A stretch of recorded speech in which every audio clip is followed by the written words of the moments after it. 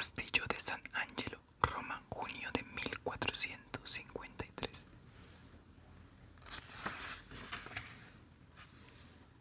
Los golpes en la puerta lo despertaron con un sobresalto, como si acabaran de disparar un arma frente a él.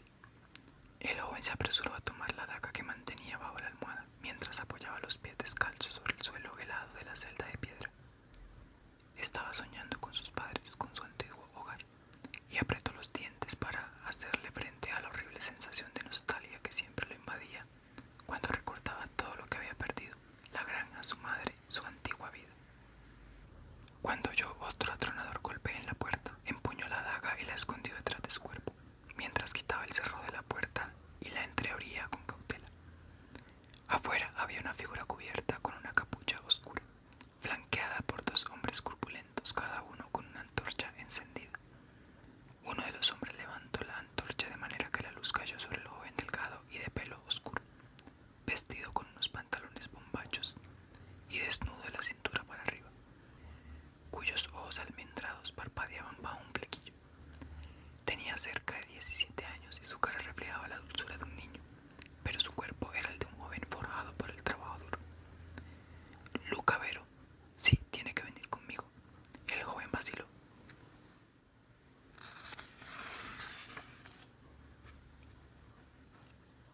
No sea tonto, nosotros somos tres y usted es solo uno, y la daga que está escondiendo detrás de la espalda no nos va a detener. Es una orden, dijo el otro con brusquedad, no una petición, y usted hizo votos de obediencia. Luca había jurado obedecer las órdenes de su monasterio, no a estos desconocidos. Pero la realidad era que lo habían expulsado de allí y ahora parecía como si tuviera que obedecerle a cualquiera que le gritara una orden. El muchacho regresó a la cama, se sentó para ponerse las botas, deslizó la daga dentro de la funda que tenía escondida. Se puso una camisa de lino y por último se echó sobre los hombros su gastada capa de lana.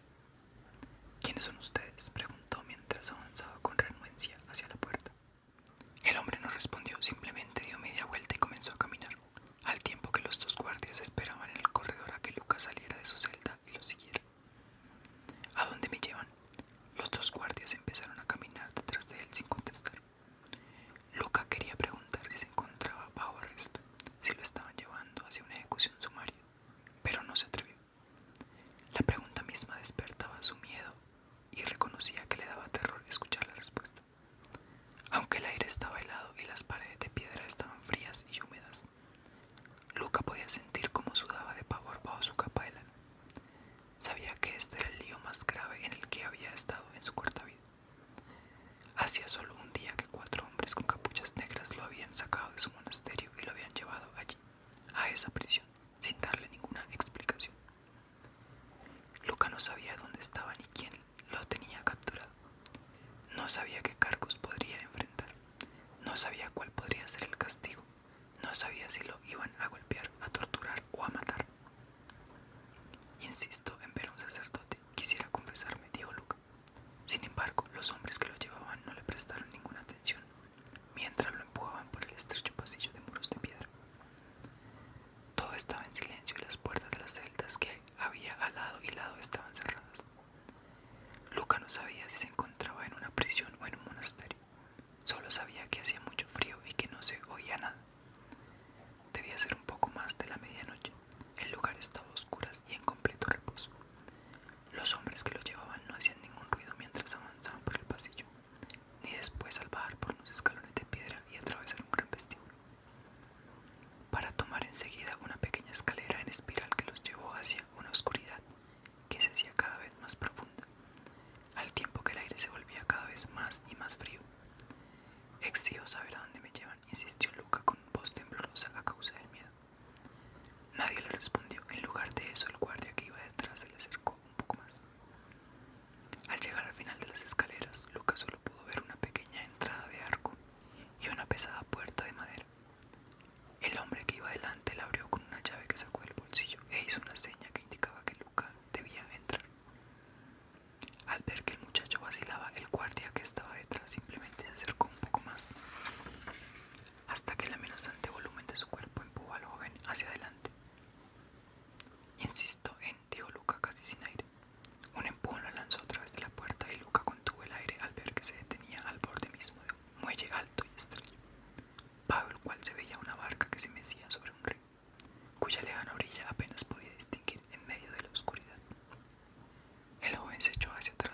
alejarse del borde, y de repente se sintió tan mareado al presentir que a aquellos hombres les estaría lo mismo tanto arrojarlo sobre las rocas que se veían abajo como acompañarlo a bajar por las empinadas escaleras que llevaban hasta la barca.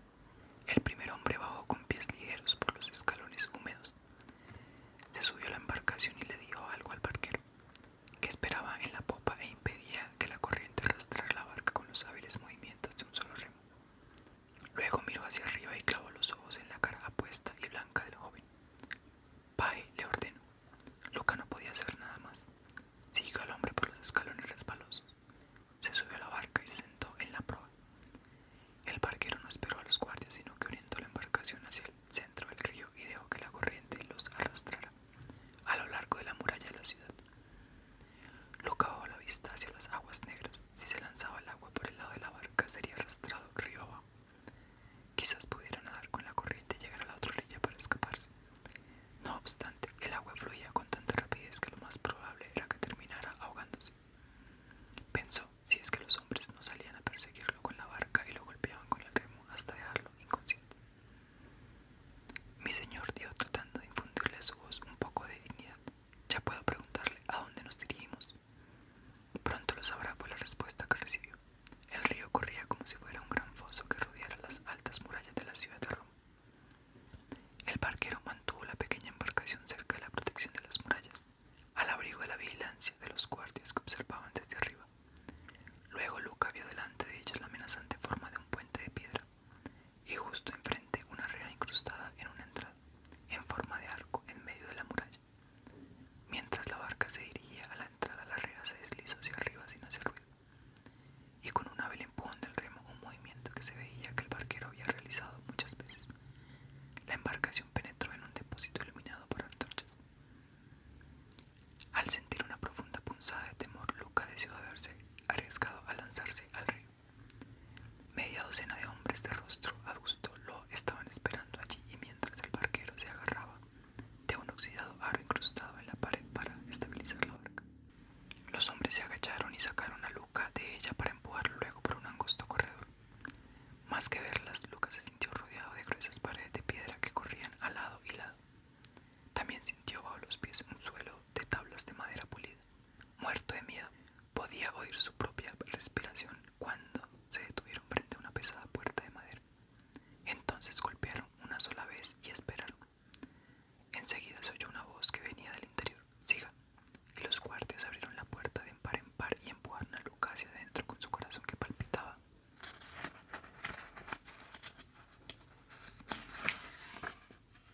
Como loco, Luca se quedó de pie, parpadeando rápidamente para acostumbrarse al súbito resplandor de docenas de velas de cera, mientras oía como la puerta se cerraba en silencio detrás de él. Un hombre estaba sentado frente a una mesa, con muchos papeles delante. Llevaba un manto de rico terciopelo de un azul tan oscuro que parecía casi negro, y su capucha escondía totalmente su cara a los ojos de Luca, que esperaba frente a la mesa tragando saliva de forma nerviosa. Pasara lo que pasara, decidió Luca, no iba a implorar por su vida. De alguna forma encontraría el coraje para enfrentar lo que fuera que le esperaba. Sin embargo, no estaba dispuesto a rebajar su dignidad ni la memoria de su estoico y fuerte padre lloriqueando por su vida como una chiquilla. Debe estar preguntándose por qué está aquí, dónde se encuentra y quién soy yo, dijo el hombre. Le diré todo eso, pero primero debe responder a todo lo que le pregunte. ¿Entendido? Luca sintió con la cabeza. No debe mentirme, su vida depende de eso y no puede saber cuáles son las respuestas que preferiría oír. Por lo tanto, asegúrese de decir la verdad, sería una tontería morir por una mentira. Luca trató de asentir de nuevo, pero se dio cuenta que estaba temblando.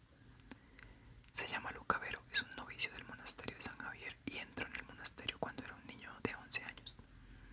Es huérfano desde hace 3 años, debido a que sus padres murieron cuando tenía 14. Mis padres desaparecieron, dijo Luca, y carraspeó para aclararse la garganta cerrada por el miedo. Es posible que no estén muertos, fueron capturados durante un ataque otomano, pero nadie vio que los mataran. Nadie sabe dónde se encuentran ahora, pero es muy posible que todavía estén vivos. El inquisidor anotó algo sobre el papel que tenía enfrente. Luca se quedó mirando la punta de la pluma negra mientras se movía sobre la página. Tiene la esperanza de que sus padres estén vivos y regresen algún día, dijo con sorna, como si abrigar esa esperanza fuera la mayor locura. Así es. Fue educado por los hermanos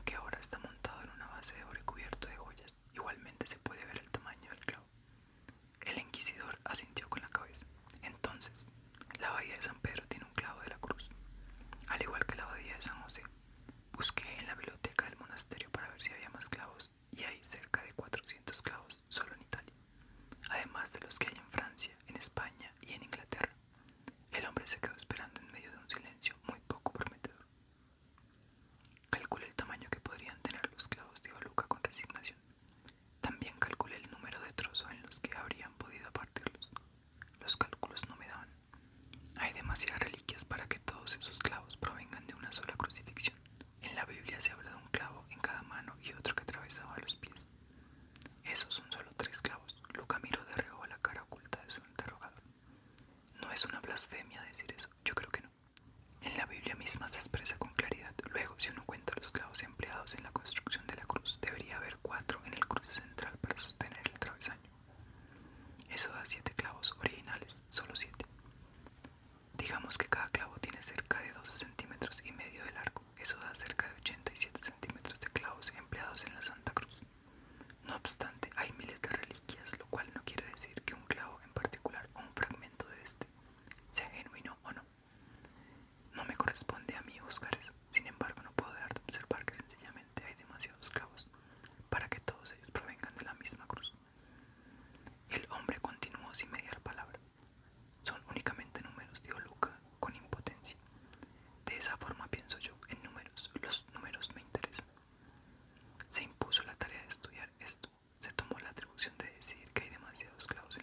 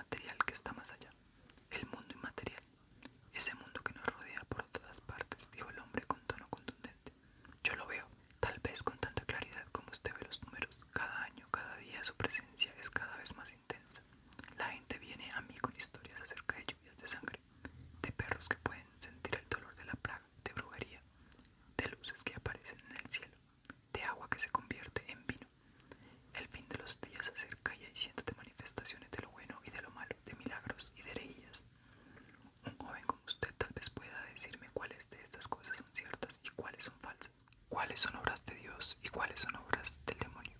El hombre se levantó de su gran silla de madera y empujó una hoja de papel hacia Luca. ¿Ve esto?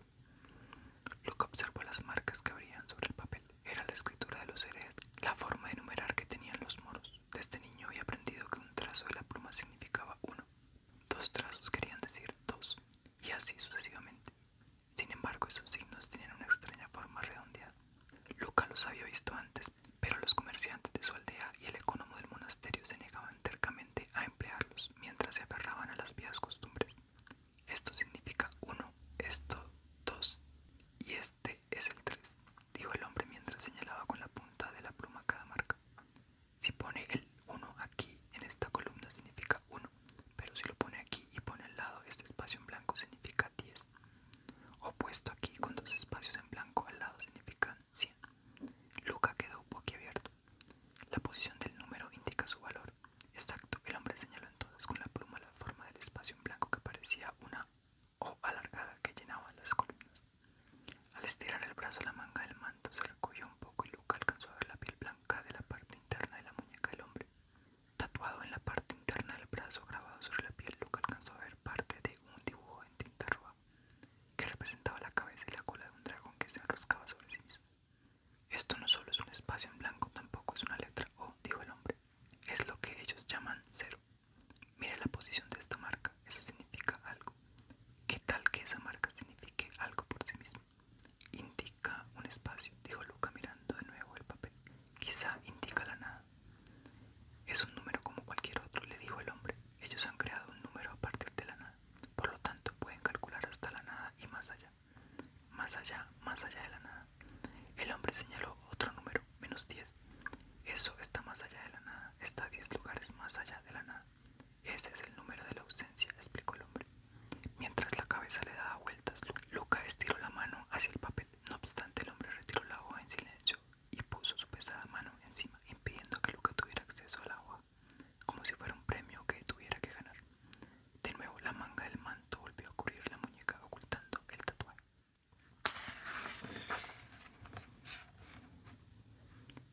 ¿Sabe cómo llegaron a ese signo, el número cero? Preguntó el hombre. Luca negó con la cabeza. ¿Quiénes? Los árabes, los moros, los otomanos, llámelos como quiera. Los musulmanes, los infieles, nuestros enemigos, nuestros nuevos conquistadores. ¿Sabe cómo llegaron a ese signo? No, es la forma que deja en la arena un contador después de que se ha retirado. Es el símbolo de la nada, se parece a la nada, eso es lo que simboliza. Así es como ellos piensan, es lo que tenemos que aprender. No entiendo lo que dice, ¿qué es lo que tenemos que aprender? A mirar, mirar y mirar. Eso es lo que ellos hacen. Observan todo, piensan en todo. Ese es el motivo por el que han visto en el cielo estrellas que nosotros nunca hemos visto. Esa es la razón por la cual utilizan plantas que nosotros nunca hemos notado. El hombre se ajustó la capucha sobre la cabeza para asegurarse de ocultar su cara completamente. Debido a esto nos van a derrotar a no ser que podamos aprender a ver cómo ellos ven, a pensar como ellos piensan y a contar como ellos cuentan. Es posible que un joven como usted pueda aprender también su lengua. Luca no podía quitar los ojos del papel donde el hombre había marcado 10 espacios para contar hasta cero y más allá. Entonces, ¿qué opina?, le preguntó el inquisidor. ¿Acaso cree que 10 nada son seres del mundo inmaterial? 10 cosas invisibles, 10 fantasmas, 10 ángeles. Si se pudiera calcular más allá de la nada, empezó a decir Luca, se podía mostrar lo que se ha perdido. Digamos que alguien es comerciante y su deuda en un país o en un viaje es mayor que su fortuna. De esta forma se podría mostrar con exactitud a cuánto asciende su deuda, la magnitud de su pérdida, cuánto menos que nada tiene ese comerciante, cuánto tiene que ganar antes de poder tener algo de nuevo. Sí, dijo el hombre, con el cero se puede medir lo que no está ahí. Los otomanos invadieron Constantinopla y nuestro imperio en Oriente no solo porque tienen los ejércitos más fuertes y los mejores comandantes, sino porque tienen un arma que nosotros no tenemos, un cañón tan grande que se necesitan 70 bueyes para transportarlo. Saben cosas que nosotros no entendemos.